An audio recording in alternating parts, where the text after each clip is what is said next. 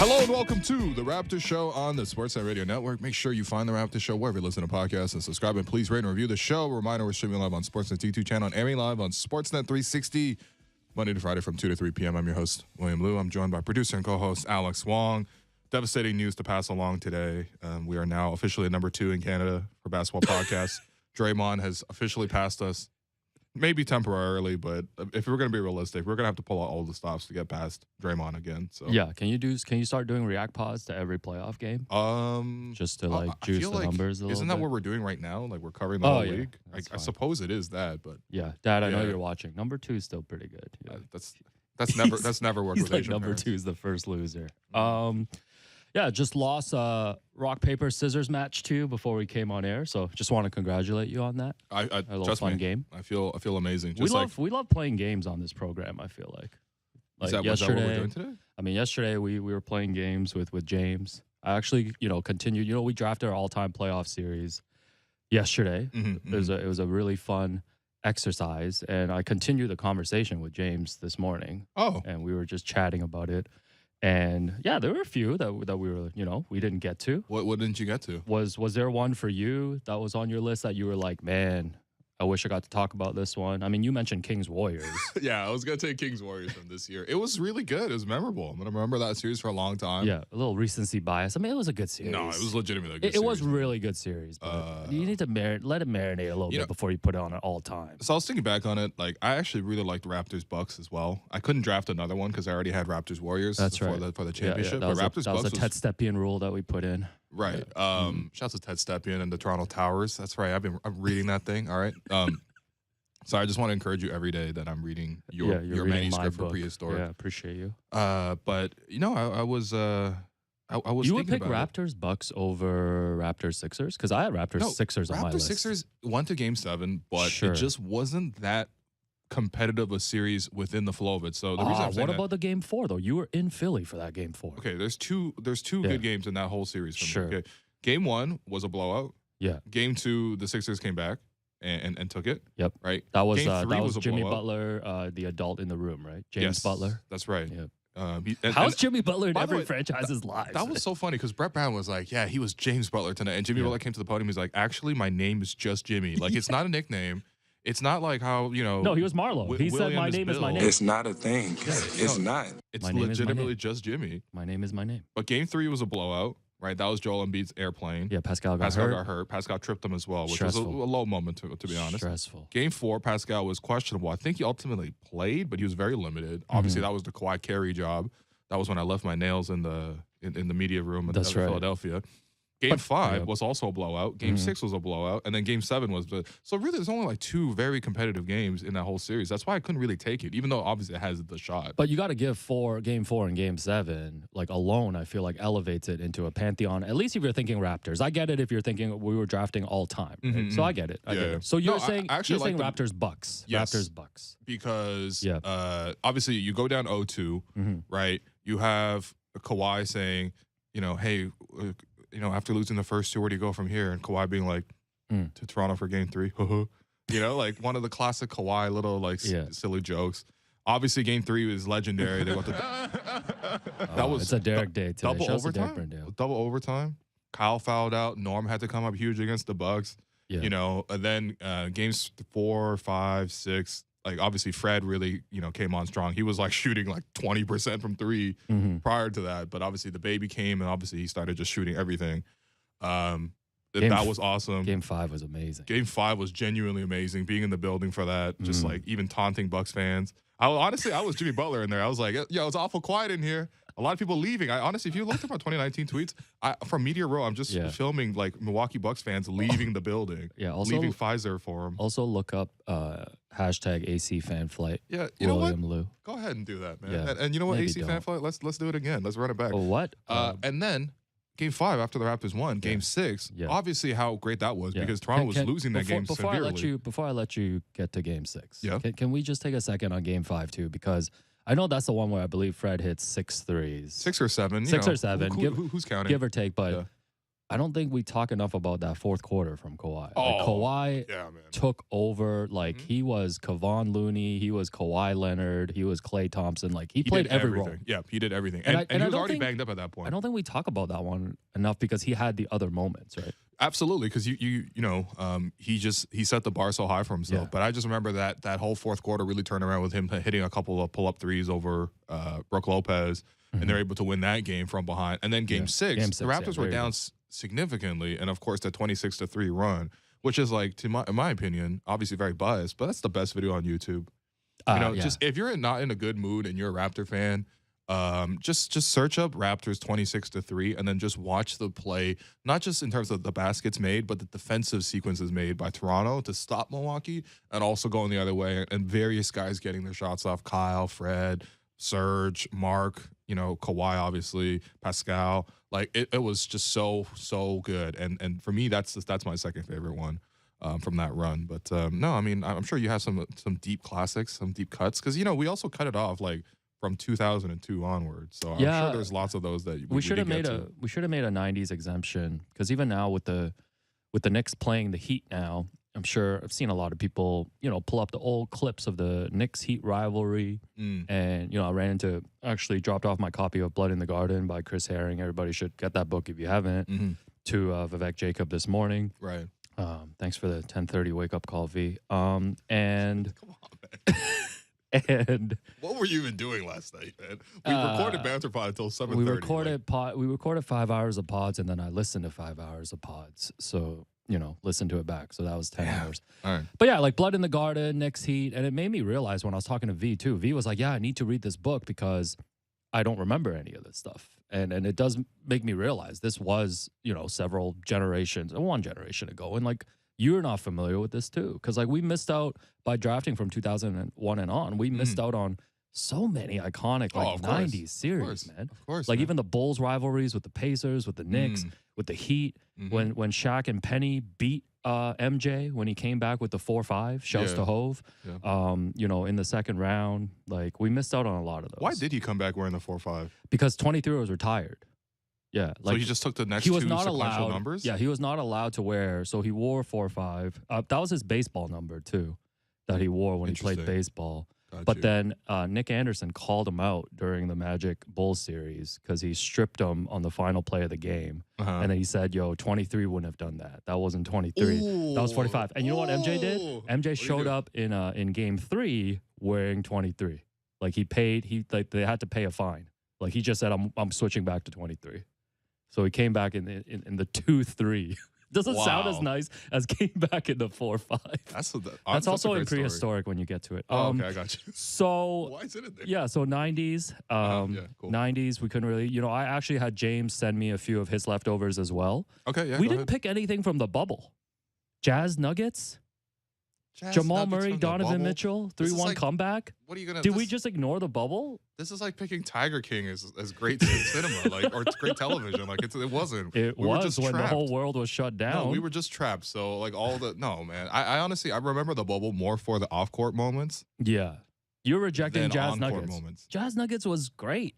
I mean, I suppose. You're saying no to that. That thing was like 2 p.m. in the afternoon, and then I went outside for a walk because that's all I could do in the pandemic. You know what? 2 p.m. ball did not hit during the pandemic. No, it was like, wasn't what? right, man. I was literally gonna wake up. I literally woke up, walk from one room to the next room into my office. Yeah. Hopped on a Zoom call with Nick Nurse, asked him about if Matt Thomas is gonna play minutes tonight. Oh, thank you. Yeah. And then watched the Appreciate that. game, covered it, wrote 10 things, did a React pod. It's 4 p.m. at that point. I'm going outside for a bike ride for 2 hours. Yeah. Maybe playing some basketball and then coming back home. Yeah, you sent me a lot of, empty young Dundas photos during that period. Yeah, I just wanted you to know what it looked like in your neighborhood. You're like, here's young Dundas, completely empty. Those are some eerie photos, actually. It was actually freaky. I never seen that place so empty. But I mean, like that's what I remember from the bubble more than I remember the games. How about Clippers Mavs from 2021? So that's the Luka Doncic. That's pretty good. That's a pretty good one. Yeah, but I feel like, would I put that all time though? I mean, Luka was doing some all-time stuff in that series. Sure. So was Kawhi. No, that's fair. Yeah. Raptors Sixers he had from 2019. I don't agree with that one just because that series was all blowouts. Yeah, and he also had Kings Warriors like you, so you're vindicated. Hey. Yeah, so All The ones that I didn't get to, 2012, LeBron's Miami Heat against the Celtics in the Eastern Conference That's Finals. a great one. That's a great That's one. when Miami jumped out to a 2-0 lead. Boston won the next 3. And this is the LeBron stare down meme that is circulated now when he dropped 45 points and 15 rebounds. Right, Game 6 at the other Garden. Because the big three had come together, and obviously they were the biggest story in sports. Yeah. But then obviously they lost in 2011. Mm-hmm. If they had lost that series and they were down, Yeah, let's do a what if. Like, if they lose that series, you think they trade one of Bosh and Wade? they've already said it. They were going to trade Chris Bosh. Man. That would have really changed the way they were able to play. And yeah, I mean, you just have to wonder like what the psychic toll is on that team, right? Because the whole world was kind of against them, and until they won, it was going to remain that way. So what LeBron did in that moment, you can't really overstate the amount of pressure that was on him. Mm-hmm. Also, just some all-time moments from that series, man. Just him, the 4-on-1 fast break where it was like Dwayne Wade picked, I forget who at half court. It was Norris Cole was back there. Oh Mario my Chalmers was God, I back there. have not heard that name in a decade. Yeah, man. that's right. Norris Cole was back Cold world. there. It was a cold world because he served up that lob, and Jason Terry, his one moment in a Boston Celtics jersey was just him getting destroyed by LeBron. And of course, LeBron stared him down because obviously Jason Terry was part of that Dallas Mavericks team That's right. that just beat him. So that's a good pick too. I like that. That was a good one. I also had the other one from LeBron, 2008 Celtics Cavs, round 2, when LeBron and Paul Pierce went back and forth. And, that was obviously, like you mentioned, the formation. That was the formation of the Boston Big Three. And that's when they traded 40-point games in the Game 7. I really enjoyed. Legit, Paul Pierce actually did go toe-to-toe at times with LeBron. You Not have to to say that they're even remotely close as players. No. But there were certain parts of that rivalry where it was like, man, like Paul Pierce could actually trade shots with LeBron, which is kind of wild to think about. Yeah, I mean, and he was his big antagonist. Of course, he overcame and eclipsed him. Mm-hmm. But still, I mean, I want to say give respect to Paul Pierce, but like, he was giving him 40. Paul Pierce or Paul George career? Paul Pierce, easily. Yeah, man. Isn't he the all-time Celtics leading scorer? Yeah, but you know how many legendary players have beat? You know what? He's got the championship too. Yeah, come on, man. I don't know. I put PG in pretty high esteem too, but I mean, he went up against LeBron. I mean, he lost, but when he was on the Pacers. We were talking too. Better media career too for Paul Pierce, by the way. Really do enjoy Paul Pierce. Paul Pierce really needed to be freed from ESPN, I believe. No, because every day he would be on ESPN being like, "You know who's better, me or Dwayne Wade?" Yeah, I'm gonna take me. Yeah, every day. On okay, there, man. The funniest thing about those combos too, I loved him, man. Is that wasn't even on the rundown. Of course, of course not. Of course. Shouts to Jennifer Rolnick and Super Dave printing me my rundowns. Are you gonna read any topics off the rundown? Decided to go. This was part of the topics, man. All right. Yeah, I thought you were gonna talk Paul Pierce's old team, the Boston Celtics. We're here to make it happen. Oh yeah, we're really gonna lead with that. All right, so that's what I see on the rundown. The Philadelphia 76ers Boston Celtics game 2, 127-81. Boston responding with a game 2 win. I was watching this game last night. The only game on the schedule. Adam Silver, you're back in the bad books, man. Where's Denver and Phoenix? Are they in Cabo right now? Like, what happened? How did he just press pause on that series until Friday? Well, they played 2 games so quickly, and then and they're not playing again tonight either. And then Lakers Warriors are somehow just every other day for all the way through. Yeah, LeBron's not very happy about that. Okay. Anyways, I was watching the game yesterday, and I was like, if I wanted to see an Atlantic Division team get blown out in Boston, I'd just revisit Raptors highlights from this season. Oops, sorry. Yeah. I don't know. Any takeaways from this? I mean, the main storyline was Joel Embiid coming back. Yep. I thought he looked pretty good considering they were talking about that he should have been out 4 to 6 weeks. There was a contest at the basket when Jaylen Brown was trying to finish a dunk on him. 15 points and 5 blocks. It's really hard to look at the box score in this game because the game was done after like 2.5 quarters. Well, I mean, yeah, exactly. The Celtics really turned it on in the third quarter. What was the third quarter? They outscored them like 35-16. God damn. When I saw Justin Champagnie, I was like, okay. Yeah. No, I was hoping for Justin Champagnie. I didn't know they were going to be popping Champagnie for 5 minutes at the end there. By the way, shouts to him wearing 99, man. That's sick. Yeah. Wearing 99 in basketball? That's Will Lou behavior. That might be a first. That is something I would actually do. We actually need to look into that. But yeah, any takeaways from this? Like, I think we were expecting a Celtics response. No, of course. I was. I mean, look, I'm just waiting. I was waiting for the Celtics to actually join the playoffs. You know what I mean? Like every team that has really made it through the second round has had some really good moments. Just really hang their hats on. The Celtics feel like they're just here because, up until this point. And then finally they showed up. They played the way that the Celtics played, which is obviously barraging you from 3-point land. I know Mike Mazzulla has been like just yelling at this team. Mazzulla. Oh, Joe Mazzulla. Yeah, this guy said, Mike. What if Mike Muscala and Joe Mazzulla had a baby? Oh, goddamn. It'd Yeah, be Joe, Mike Mazzulla. Joe has been on his team. Oh, God. That's You're gonna yelled at during the 5-minute break. That's fine. He's been yelling at the team for like, you got to hit, you got to shoot 53s, right? You have to shoot 53s. And finally the team goes out there, does that, makes 20 of them because that's what the Celtics do. They're a really, really good shooting team. And even though Tatum went like, 1 for 7 and 7 points, 1 for 7. Again, this guy literally hit the jackpot, man. He had 7 points, 1 of 7 from the field, 7 rebounds. Like, you know, like it was. He hit this is the Casino Niagara line. Yeah, he really had that, man. But the whole team, as like everyone can just really come in and contribute. Obviously, Malcolm Brogdon was excellent. Jaylen Brown rebounded too. Had a tough game 1. Team high 25 points yesterday. So I just think that, okay, now we have a much clearer picture of sort of like, okay, this is the level that the Celtics can reach. Sure. I do think that the Sixers could have put up a much better fight than they ultimately did. Yeah. But yeah, I'm still picking Boston as the championship pick. But I don't know. To me, I'm just like, look, this should be one of those series that should go 7 though. I really do think that. I think so. Especially if Embiid's now back and available to play. Assuming he remains that way and remains healthy, like this should be a very competitive series. And as of right now, through essentially 2 games of every single round, except for Lakers Warriors, like I'm actually not sure who the championship picks are at this given moment. Usually you have a lot more clarity. But there's only 8 teams left. You should know who the championship favorites are. But to me, I'm still not clear. So I want to check in with you. Why don't we do this exercise? Why don't we go through the 8 teams right now? Yeah, okay. And let's hear your I'm giving you work. Let's hear your biggest concern for each team then. I love when I ask you questions and you flip it on me, man. Best job in the city, baby. Oh, God. No, Yeah. But because I think what you're trying to say too is like there are flaws with every team, right? For like sure, even if so there's no clear-cut like favor right now. Yeah, why don't we do this? Let's for each team go through the flaw, like the one flaw, right? That is worrisome. And then I also want to talk about like swing players for each team. Like, listen, man, for every team we know LeBron, we know Anthony Davis, we know Jason Tatum, we know these guys, right? But I also want to chat about like which is the one player kind of on that next tier role player type that you think could really swing it for them, right? For sure. Because it does feel like you mentioned, the championship is up for grabs.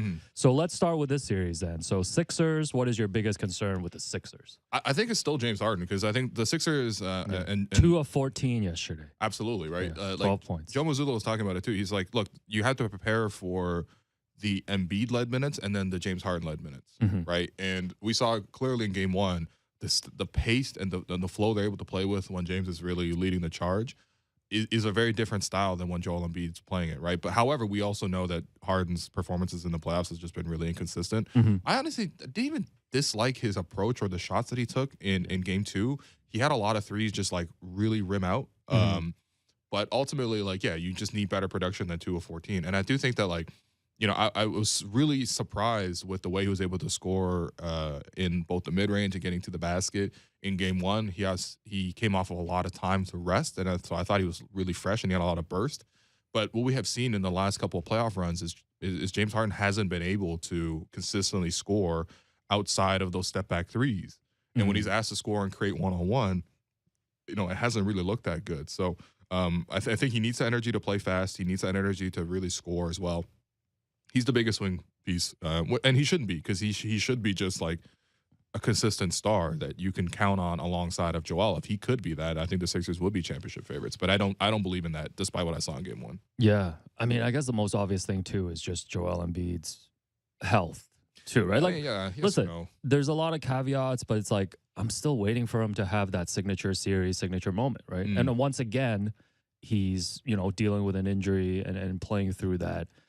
So I don't know if he's going to have that in this series. Any concerns too? I know there's some concerns out of Philly with the Sixers fans watching that, PJ Tucker, like, I think it's like a running joke during the season. Like, he'd have these like 35-minute games with like 0 field goal attempts, right? Yeah. But now it's like becoming a problem because they do need like, as much shooting as they can. The problem is if you need PJ Tucker to score. Okay. No, that's fair. So that's not the problem. Yeah. Like you shouldn't need that from him. No, I get it. I mean, how many points did he average when the Bucks won the title? You know what I mean? Like, no, that's fair. That's fair. Like if he gives you 2 corner threes, it doesn't really change your life. Mostly you need him to defend and really shut down an opposing star. And I feel like, to me, it's questionable on that end. Like it really is questionable on that end. I think partially because the Celtics they don't always need to rely on playing one-on-one. I think PJ Tucker's really good on that one-on-one defense. But when we're talking about like guarding the Celtics, you really have to be locked in on rotations, contain the dribble penetration, contain them in transition. There's a lot of like team defense that you need to put into place. So it's not as much like PJ's just playing one-on-one and really slowing down like Jaylen Brown or Jason Tatum. Which I think he's still capable of disrupting people one-on-one. I have no doubts about that. But the Celtics are very much like drive, kick, and then eventually catch and shoot from the corner three. That's not a play that you just like consistently shut down unless you're never helping off that guy. Yeah, the other thing I was thinking about as we talk about these teams too is like of these star players that we talk about, it's interesting to think about like who has the most to like gain or lose coming out of these playoffs.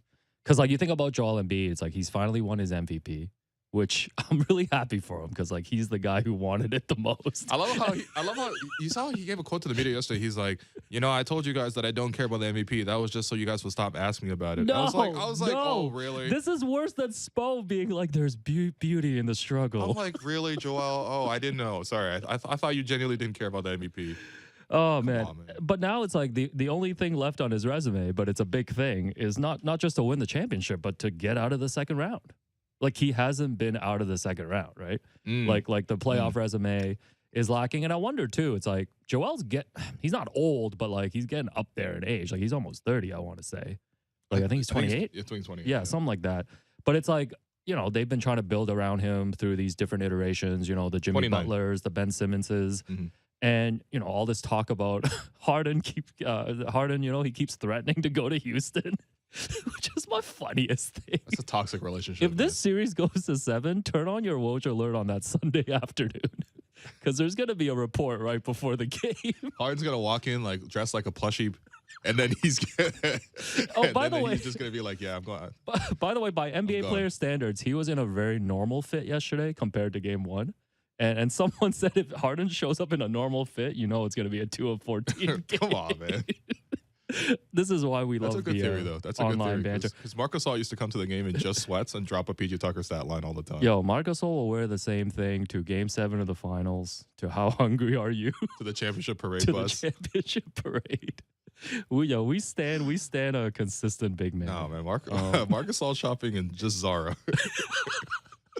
He's shopping double XL at Zara. That's Serge it. making Marc go to whole Renfrew was so funny, man. Marc was like, why would I have to pay this much for a t-shirt? Mark's like, I don't want anything, man. The Gap is next door. Anyways, I was saying, like, the clock is ticking, and you do wonder with these superstars, at what point do they, like, run out of patience, right? Like, say if Harden leaves this summer, and you look at that Sixers... teams are lining up to already to poach Joel right. if he ever becomes available. Yeah. Most notably, Jimmy Butler. And the Miami Heat. Man, him on Miami? Yeah, I'm just saying, you look at that rest of the roster. If they lose Harden for nothing, like after Tyrese Maxey, like what are you really excited about? I mean, yesterday, B-Ball Paul has really shown me a couple of things. He has shown, but that's B-Ball Paul. Yeah, you're right. I was wondering if Mac McClung. I was wondering if Mac McClung was on the roster yesterday because I was like, can he come in the fourth? That's a very creative use of the Tobias Harris over B. he remixed it in real time, man. Salute, respect, Derek. That's our Swiss beats right there, man. On to the next. But I think that's the question too, right? Coming out of these playoffs, and I think for Harden too. I'm thinking about Harden. Harden to me is like the anti-Jimmy Butler. Like he's known as the most disappointing playoff star of this generation. Yeah, right? I think so. That's fair. And I think game 1 and game 2 of this series shows the two extremes too, right? Like you get that, get that incredible game 1. And Michael Pina, a friend of the program, had a good point. He's like, "Oh, James looks better on 7 days rest than 1 day rest." Because he did have 7 days. Yeah, I mean, most people do, though. I think. Yeah, but especially for someone like Harden, who you feel like has lost a step, right? No, anyways, that's fair. If they somehow win the championship, I think we look at Harden's career differently, too. Oh, absolutely. You look at Houston and you're like, hey, they ran into a generational Warriors team. They took the Warriors to 7 games. Yeah, sure. He was injured on the Nets, and credit to him for leaving a toxic work environment earlier than anyone. He Man. did leave a year early. Do you remember when Harden also had to come back early from injury, and then Steve Oh Nash my- played him like 42 minutes? No, probably like 48 minutes. Yeah, that was And- workplace malpractice. And he was like 1 of 16 from the field or something. he man. couldn't even run. He was limping Yeah. the whole time. Yeah. He was putting Well, up. what happened yeah. to matchup hunting, by the way? That's what I was thinking about when Jimmy Butler got injured in game 1, but he stayed in the game. It's like, are we not going to bring him into the Right. screen and run him in a pick and Right. roll or something? Like, Yeah, because if James Harden's dealing with that groin, you know what I'm doing? Yeah. I'm jab stepping towards that groin every time. I'm just facing him up. no, you're right, man. You're right. You're like, let's just test if you can go back Yeah. laterally. Yeah, exactly. Anyways, Yeah. I think that's what they have to lose. Let's go to the Celtics. What's your biggest concern with the Celtics? Just their seriousness, their killer instinct? My concern with the Celtics is just how focused are they on defense? Because I think over the course of the series, if they're going to launch threes like this and they have really good shooters, like they're going to have nights where they make or miss, and you're not going to necessarily win. Off the Yeah, variance make or alone. miss. Yeah. But defensively, I need that intensity return. Like last year, the Celtics were able to turn this thing around and really launch themselves into this like title contention window by playing elite defense. And I just don't feel that same urgency for the Celtics. I always feel like when I'm watching the Celtics, they feel like they're confident that they could just outscore you and outgun you. And that's just not going to work consistently in the playoffs. Like I know this team has a higher gear to access in the playoffs, so I want to see that happen. I mean, we kind of saw it yesterday, but not really. Like this, like they just kind of blew them out of the water yesterday. Yeah. And eventually, you're just like, all right, we got our one win. Let's roll out of here. Right? Yeah. That's the feeling you got from the Sixers. But I want to see them defend at a very high level consistently before I want to crown them championships or champion titles. Favorites. I do think and you've mentioned this, like a lot of the national media is from Boston. There's like just half. It's like- there's just a bit too much hype about this team when they haven't done it. I know. I was really impressed with It them goes last both season. ways though, because they also get slandered a lot. You see what Joe Mazzulla was saying at the post game? He He was did like, a little mic drop, right? he was like, "Oh no, none of y'all asked me about the adjustments from game 1 to game 2." Okay, and then he walked off the stage. Yo, I love when coaches get involved in this type of trash talk. I'm like, again, like, listen, the media is just gonna kill you when you lose, and they're gonna praise you when you win. Like, you can't. There's nothing you can do about You it. can't win. You can't win against the media. No, you're literally arguing with the win, man. Like, it is what it is. Yeah, I think for Tatum too. You know, obviously, if they win a championship, Mhm. I mean, I don't even know what that vaults him into in terms of like how you look at him, right? Because like Yeah, suddenly he makes a huge jump. I suppose. I suppose, but I also want to see him perform at that like top 5 level consistently on Sure. the high stage. No, that's fair. Because like, you know what I mean? Like you earn that respect like of a guy like Kawhi, where we've seen him do it right in 2019, and so from that point onwards, I'm always gonna have that respect for him. Or like I've seen Steph do it like consistently, obviously, but also especially last year, you earn that respect for him, and you know you're seeing KD do it on the big stage, so it's like okay, I earn that respect. Like I think I'm waiting for Jason Tatum to like have that takeover moment. I mean, he arguably had it last year. Like he went into Game 6 against Milwaukee. And the Sixers were, and then the Celtics were down, and he had an amazing game. Yeah, and I just kept telling you, he's still not him. I was a big hater last year. No, that's fair. Towards I think Tatum. we're also at Superfresh. We when that were happened. definitely at Superfresh. I Shouts didn't to want to Trevor. mention that Yeah, but we were. on air. We were. We were at Superfresh for the entire playoffs. Who's your biggest swing player on that team? Jaylen Brown, Marcus Smart, Derek White. I don't even know, to be honest. The whole Yeah. team is kind of like high variance just based on how many threes Yeah. they shoot. It's kind of like the whole team. They really swing. They swing together. Yeah, this is just like the league now. Yeah, like I'm really excited if you're about- shooting 50 threes, if you have a cold night, you're gonna lose, and if you have a hot night, you're guaranteed to win. Look at basically. Grant Williams in Game 7 last year against the Bucks. Right. Right. Yeah. I just love this swing player question because I can't wait to get to Phoenix because they have no swing players. That's my least favorite part of the Celtics, man. Having to root for Grant Williams. Yo, he's slow. Yeah, he had a disappointing year this year too. But anyways, I think people just found him to be super annoying. But he is very useful in these playoff series when he has like I thought he did great in guarding Sure. Joel last night, for example. sure. Yep. Let's finish the East and then we can take a break. All right. Miami Heat. What is your biggest concern? Jimmy Butler's ankle, that's it. Sure. I mean, not that's it, but like that is Yeah. my biggest concern. My concern is like they had such a terrible offense during the regular season. Mhm. Like, is this going to sustain? Right? Like, they've played so well in these playoffs. Like the numbers they put up against Milwaukee, Yeah. even in Game 2 without Jimmy. Like Mhm. I really don't get how they keep finding ways. No, to do Gabe this, man. Vincent stepping up. Gabe Vincent is having like a Fred VanVleet style of like Yeah. push and run, and like you know his secondary scoring is really propelling this team that doesn't necessarily have that much Mhm. scoring onto itself. And yeah, I mean, I just think that their system is really good. They're able to really spread the wealth around, and it's impressive that they've been able to replace like so many key scorers for them. You know, like The Tyler Hero also got injured too. Oh yeah, we just like completely He glossed was over like their that. second best offensive player behind Jimmy throughout the course of the regular season, and he's just gone. Yeah, what does that say about Tyler Hero that they're able to just soldier on? Sure. Right. Or like Victor Oladipo went down. They just pull random guys out. It doesn't really matter. Like I think honestly, yeah. They just keep spawning Can people. Spo lift Finals MVP? Like I need to see Spo lift that Bill Russell trophy. Is this the Chris Mannix poll from back in the day? If you could build a franchise, would you start with Giannis or Brad Stevens? I mean, you would have to go. Speaking of Boston media bias, there's my number one example. Like, even after Nick won the championship, which Brad Stevens did not do. I'm sure I would have done a Steph Curry or a Nick Nurse poll. We never did that though. We never did that. And Nick actually won a title. So no, that's fair. I think Jimmy too. When you think about like, legacy of these guys, I actually think his legacy is pretty set. Like, I would love for him to add the championship, but like, he's just such a respected player, and we know what he's been able to do on the big stage. Yeah, that I don't think like win or lose, in these playoffs, it's really going to impact. It'd be nice for him to get a championship. I think it cements it. Yeah, and I was actually running through this whole rundown with Vivek Jacob this morning, and he says that if Jimmy, is there any part of your life that's not focused on the show? Like, no, I love hoops, man, and I love this show. All right. He says that if Jimmy wins a title, then we have to talk about him in the same breath, almost as like a Kawhi. I mean, I don't disagree with that. No. Like that took me back, but I thought about it, and I'm like, okay, Kawhi's got the multiple championships, but Jimmy plays the same role. Like arguably even bigger on some of these teams, right? Like, I mean, Kawhi was also. We can also be honest. Kawhi was also very blessed to be on great teams consistently throughout his career. Yes, this guy was in San Antonio with that team. Then he was in Toronto for the 1 year where Toronto had such a good supporting cast around him. Yeah, and then he went to the Clippers. And say what you want about the Clippers, but they consistently put talent on that team. Sure. So I mean, I don't think Jimmy's played with as many talented players as Kawhi had. Yeah, I still think Kawhi's better, no doubt. I thought no, I get it. The 7-game series against Philadelphia kind of proved. But you're saying I get it. The situations are very different. The big up what if for me will always be like, man, I just wish Jimmy and Joel just stayed together. Like I don't. I don't, man. I would have hated playing that team. I man. know, but can we just remove the Raptors fandom for a second, or no? No. Okay. Ever. It's That's the Raptors fair. show. Oh yeah, right. Raptors show. Love this show. Knicks. What's your biggest concern about the New York Knicks? Facial recognition. They're just relying on Julius Randle, man. Oh yeah. Okay. Like I like the supporting talent, the cast. I think Tom Thibodeau has done a really good job of like building out the system, and guys really know their roles and they come in and have great impacts. Like, shout out to role players in the playoffs. Like Josh Hart has been amazing in his role.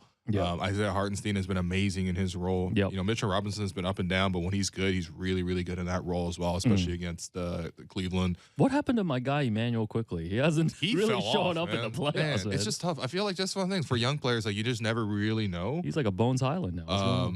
So, he hasn't really been able to step up in that same way, but other guys have been able to chip in and contribute. RJ Barrett's also really stepped his game up. Sure. So, I really respected him as well.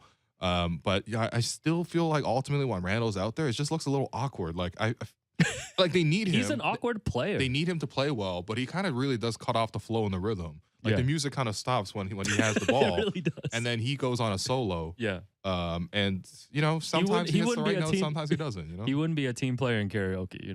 No, absolutely. He's the kind of guy who would put on like Beethoven at karaoke, and everyone's like, what are we supposed to do with this? Sure, that's not Lee Van Osmond. No, that's different, man. Shout out to Yellow Submarine. Oh, I'm dressed like the Yellow Submarine today. I don't really have a star player that has most to gain or lose for the Knicks, because like you want to talk about Julius Randle's legacy? I just think that like this is probably as far as the Knicks go, though. Like no offense to the Knicks, but like I can't see Jalen Brunson carrying them all the way to the conference finals. I think they can win the series. I think they only because Jimmy's like banged up. If Jimmy was healthy, I think the Heat absolutely take this. I think if they get one in Miami, it's 2-2. The Garden. I mean, that's a home court. But here's the thing: the Garden is real, but for a team like the Heat, I've never seen them afraid or shook at any moment. I just don't want to see Miami go any further, man. Like this Heat. But you're gonna. What you are gonna. We rolled in here at the start of the playoffs. We were doing first round predictions, and like we said Bucks in 4 before the Heat. We were wrong. Before the Heat even won their play-in game against the Bulls. We're like, it doesn't matter who Milwaukee plays. Yeah. Miami is a terrible team this year. But now we're seeing the beauty in the struggle. Like, yeah, you're right. You know what? Spo was wild for that one. I'm so mad at that one, man. But it's Asian Heritage Month. We can't say anything about this. So, did we resolve who we like to come out of the East? I still think it's gonna be Boston. Boston is clearly to me the most Okay. talented team out of the four.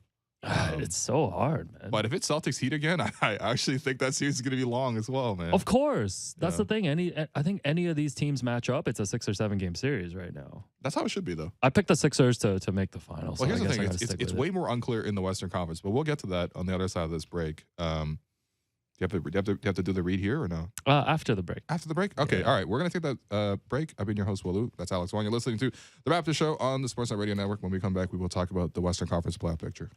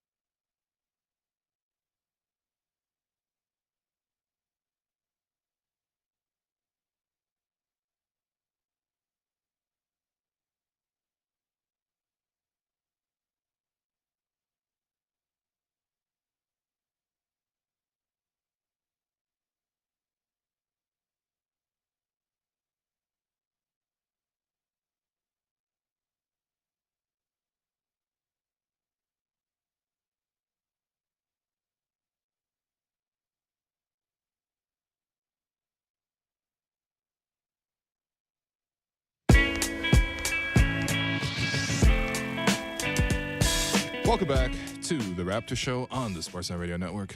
I'm your host, Wim Liu, and I'm joined by producer and co-host Alex Wong for the second segment. We're going to talk about Western Conference playoff picture, but first, Alex has an ad read for you. Big shout out to Pizza Nova for hooking us up today with lunch. That's Amore Pizza for Kids is back at Pizza Nova. 50 cents from every dip purchase in May goes to the kids at Variety Ontario.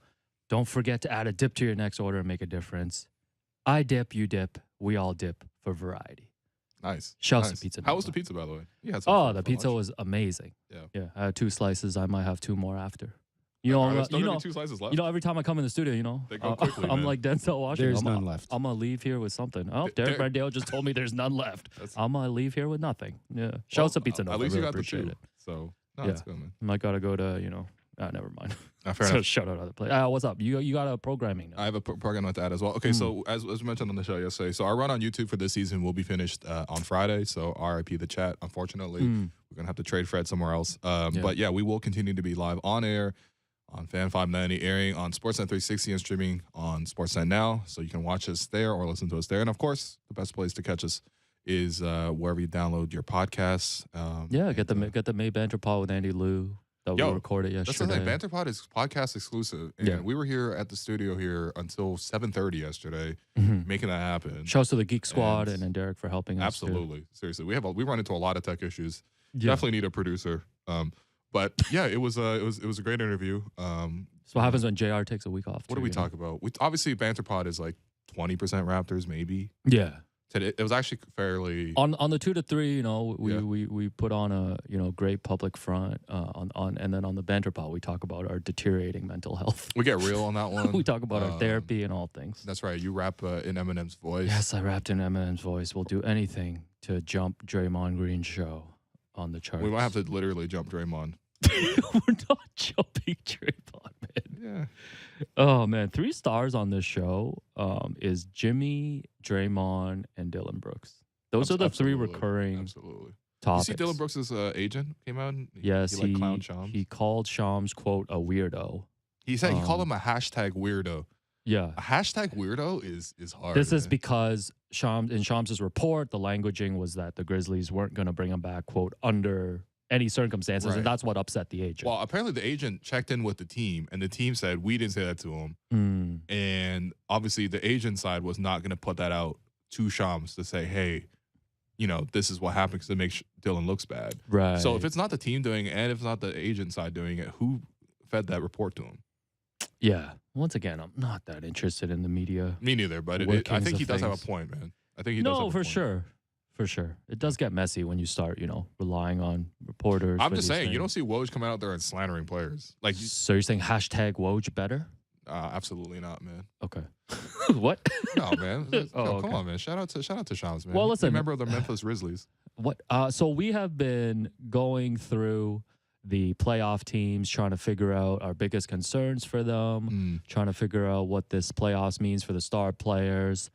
And I think we should move on now in the West. Let's talk about Denver and Phoenix, and then let's save Lakers Warriors for tomorrow, since we're gonna come in and actually talk about Game 2. Sure. So we can continue that conversation about what this means for like Steph or LeBron or concerns for the team. Let's get one more look at them. You're right. In Game 2. We need to have more space reserved for Steph and LeBron's legacy talk. It's not a topic that people hear about all the time. If you need, flip over to literally any podcast, but don't do that until 3. So like we mentioned, Nuggets and Suns have 2 weeks off until they play Game 3. Yep. And right now it's a 2-0 series. Denver came into the playoffs, stumbling, I guess, like a 500 team in the last month, but they had already clinched everything. There were some concerns about their defense. They had lost games to teams like a Houston.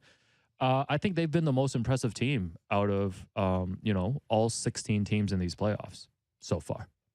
I mean, that's fair. I mean, look, in this case, for a lot of people who maybe didn't see the Nuggets that closely or didn't catch them that often, like, I think you got a true appreciation of how hard it is to like contain them as a group, right? Because I think that's a team that, similar to what Miami has done, or even what New York has done in terms of defining roles for guys, like they've really done that, and they also have MVP level talent. and they have a supporting cast as well. So it's just been a joy to watch them operate. Obviously, they did drop that one game to Minnesota, whatever. Even in they that one forced game, that comeback in those last 2 minutes, like Yeah. I know it was against the Big Meow and the Wolves, but it's like that was impressive to me too. No, absolutely. Yeah. If Jokic just made both free throws, that series is just straight up over Mhm, in that moment. But I think obviously all of it's centered around Jokic. But obviously you have the Jamal Murray aspect of it in terms of their synergy in the two-man game. It's so beautiful to watch them play pick and roll at the end of games. Like obviously throughout the course of games, but especially when it gets really important. Jamal has all these ways to be able to feed Jokic. Jokic has all these ways to be able to. They just get know Jamal where each other is open. going to be in these different spots, and it feels like they're running like multiple actions usually. Like, And you to find can't each other. really switch it. Like obviously, when the Raptors played them, we were able to put I think OG on Jokic and Scotty on Jamal, Right. and you could switch those pick and rolls so you can at least limit some of those mismatches. I think obviously Jokic can still punish you one-on-one. But ultimately, most teams don't have that kind of personnel to do that. You're typically using a guard to guard Jamal and your center and your biggest body to try to guard Jokic. And so you can't switch that action. There's always going to be those gaps. They play a beautiful pick and roll game. I also think that like Michael Porter Jr. has been it's been really enjoyable to watch him just catch and shoot. And this guy, obviously he's really tall, but he's able to really rise up, get himself clearance. And he just has like this really beautiful jump shot. And like it just consistently goes in. At a very, very high clip. He can also do a couple of other things offensively as well. Sometimes he can get his own, but mostly him catching and shooting is just so deadly in terms of players who are still currently in the playoffs. And then on top of the fact that you have Aaron Gordon, who is just excellent at just, doing little duck-ins. It's always his man that comes over to help double on Jokic or double on Jamal Murray. Yeah. So Aaron Gordon's left open a little bit. Sometimes he can get his own offense as well, but most likely what you typically see is Jokic finding him for that Easy lob. those lob passes. He's so good at it. I'm genuinely curious who is like combined for more alley-oops than Jokic to Aaron Gordon. They have to be leading the league this season because he always finds them there. Aaron Gordon's also played really good defense, by the way. And then I think they just have like assorted good role players, right? Like KCP, Bruce Brown, Christian Brown. Like these guys come in and they all have a little bit of guard skill. They can catch and shoot for three if they need to. They can handle a little bit if they need to. They can even get into the mid-range if they need to. But they play hard, they hustle, they know how to cut. And it's just like every single guy is in a really, really well-defined role around the fact that Jokic obviously is just a transcendent talent. Yeah. And I feel like him going into the playoffs, he's actually not elevated his play to a next level, but his play has been so consistent that it's allowed other teams or other players around them to really be comfortable in their roles. Because I think sometimes you get really uncomfortable. You go to the playoffs, your number one guy isn't a number one guy anymore. He's not having that number one level of impact. Now what do? Suddenly you're scrambling for everything. And Jokic gives you that ultimate insurance that he's consistently going to be able to play at a high level. So I love watching the Nuggets, man. They play team basketball. They play really well. Defensively, I don't think they have that high of a gear. But offensively, I just think that they carve you apart consistently on every possession. And most possessions coming down look very different. Yeah, no, I think it's such a contrast in this series too. When you talk about the team play of Denver and the continuity, and how Jamal and Nikola Jokic know each other's game so well. Contrast to Phoenix, which is not a basketball team. It's just two dudes and then a bunch of other guys filling in spots. It does feel a little bit like a pickup run. I'm not gonna lie. It's not a basketball team. And but I mean, they're awesome to watch. Are they?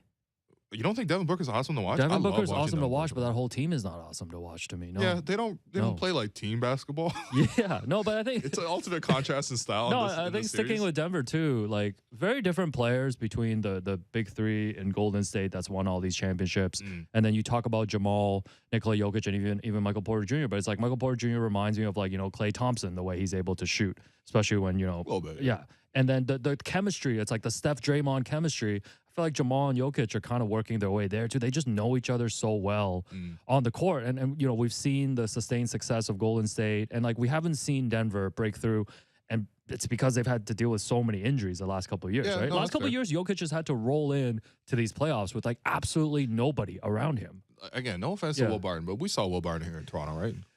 Yeah, anyways. Like, that was one of his like leading scorers alongside of him. Yeah. So, I think I would have to say if we're doing this whole exercise, like to me, Denver is the favorite right now. Yeah. I mean, I still expect the series. I still expect Phoenix to take at least 2 games, if not even take it to Game 7. No, I think this is over in 5. Really?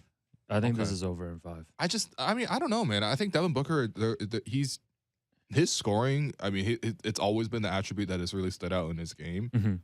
But he's taken that to another level. I love his competitiveness too. He's been scrapping on defense. Yeah. There's a bit of playmaking for him as well. And of course, KD can just be KD. I think, they just need to shoot more often. But that's not if that is your only adjustment. That is the only adjustment. Being down 2-0, and I know Denver wasn't a great road team during the regular season, so sure, maybe they come back 2-2. But tell me the other players on the team, man. Like the ball is still gonna swing to Josh Okogie when they double and collapse on Devin Booker. Like it's still gonna go to Torrey Craig. You still got Campaign coming off the bench. Bismack Biyombo is your first big. People crying for TJ Warren and Terrence Ross as like solutions. Like no, Terrence Ross is not a solution to anything. There's nothing there. There's just not a team. No, I mean, it's interesting because I think Monty Williams has done a good job over the years, especially when the Raptors have gone to play Phoenix, which is only twice a year. But you get to see them with or without Chris Paul, with or without Devin Booker. They're still able to still operate and play as a team and as a group because they had a couple of those connecting pieces. And I feel like now when you watch the Suns, it feels so weird to me because those guys, those supporting players, I mean, you were asking me this the other day too. You were like, didn't these guys play well in the finals run before? Like, didn't we see Campaign have good moments? I was so impressed with DeAndre Ayton when they made the finals. And I feel like he's regressed as a player. Sure. So I do think that like for that, that's a coaching struggle for Monty Williams. I don't think he's going to get let go or anything, but I do think that next season he's going to have to figure out how a lot of these pieces work together. Right now, he can't even decide who his fifth man is. But that's what I'm saying. And if Chris Paul's also injured, how are you sitting here and telling me they're going to take it to 7? Because they have Devin Booker and Kevin Durant. I know, and they've had them so far. They're down 2-0. That's different, man. The most impressive thing for me with Denver was like you can't beat Denver in Denver, man. It's just it's like so hard to do. But game 2 was like they had a terrible game from Jamal Murray. The offense couldn't get humming the whole time. For them to win that kind of game too was like really impressive to me. Because when you think of like teams going into Denver, it's just like they got run out of the gym, right? Yeah. And I thought Devin Booker and KD both played really well. They put up their numbers. But they got to. But you're like they need to play. I'm not kidding. Are they playing? They're playing tomorrow night. Yeah, I need them to combine for 60 shot attempts. They need to combine for, I think, 90 points for them to have a chance.